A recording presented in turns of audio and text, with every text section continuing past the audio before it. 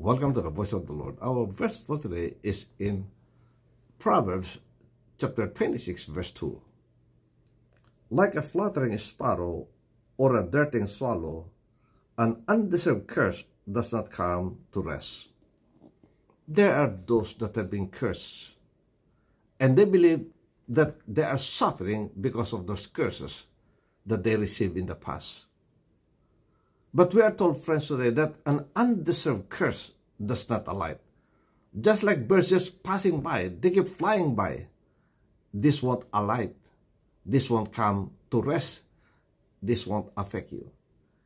If you are not deserving. See, if you are not guilty, even if people curse you from head to toe, these curses won't affect you. But if you are guilty, friends, then it will affect you.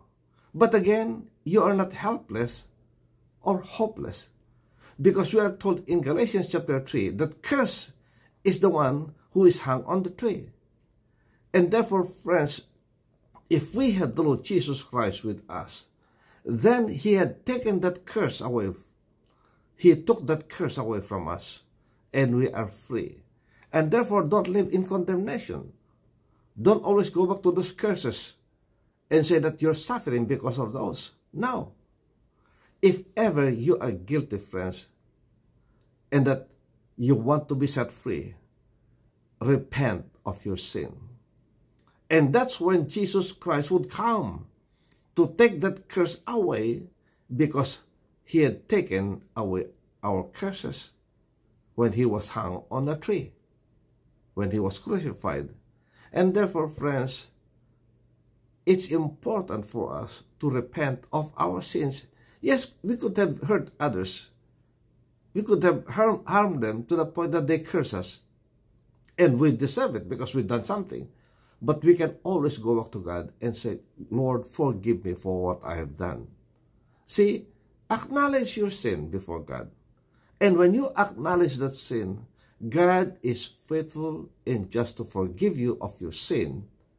And once you're forgiven of your sin, that curse won't alight. Amen. And so, friends, today, you might think that you are suffering because of the curse, because of what people had done to you in the past. They cursed you in the past. Well, again, be free from the curses that have been leveled unto you.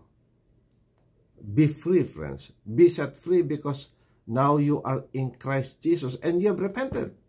Amen. And of course, repentance requires that you go back to them and say that, well, I'm sorry. If you can go back, friends, go back and say, I'm sorry for that. Then you are forgiven. But foremost, friends, go to God. Ask for the Lord's forgiveness. And as the Lord forgives you, man will forgive you. And those curses will not affect you. So, friends, this is my joy, knowing that there is such a freedom in Christ Jesus. Amen. We are not living under the curse anymore. Therefore, there is no more condemnation to them that are in Christ Jesus. For we have been set free by the death of the Lord Jesus Christ. And so, may the Lord continue to encourage you to press on, never to be shaken, never to be moved by the curses that you received in the past. Receive your freedom now.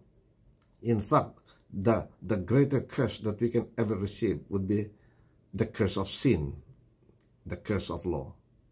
But this is where we have been set free through the Lord Jesus Christ. Amen. And therefore, we are now free from the curses of sin and law. May the Lord bless you. May the Lord keep you. May His face shine upon you and be gracious unto you. May He lift up His countenance on you and give you His peace, His shalom. God bless. See you next time. Bye.